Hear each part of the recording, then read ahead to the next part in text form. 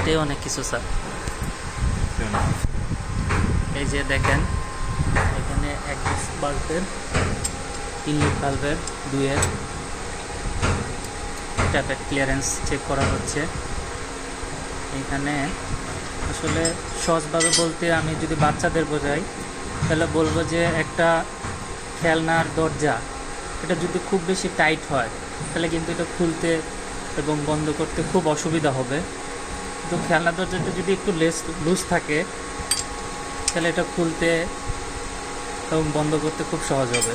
আবার একইভাবে আমরা জুতার উদাহরণ দিতে পারি, যেমন জুতার ফিতা যদি আমি খুব বেশি টাইট করি তাহলে পা থেকে খুব ডিসকমফোর্ট ফিল হবে। আবার জুতার ফিতা যদি বেশি লুজ থাকে তাহলে দেখা যাবে যে খুইলা পড়ে যাচ্ছে। তো এমন একটাভাবে বাঁধা যাতে জুতার ফিতাটা যাতে কখনো খুলেও না যায় আবার বেশি টাইটও না হয়। ঠিক ট্যাপের ক্লিয়ারেন্সের বিষয়টা এরকম, বাল্ব এবং রকার আর্মের মাঝখানে যে ক্লিয়ারেন্স, এই ক্লিয়ারেন্সটাই এখানে না হচ্ছে যাতে খুব বেশি না হয়। এবং এই কারণে এটা যদি আমার ঠিক মতো থাকে ইঞ্জিন গরম কম হবে, শব্দ কম করবে, সুন্দরভাবে চলবে।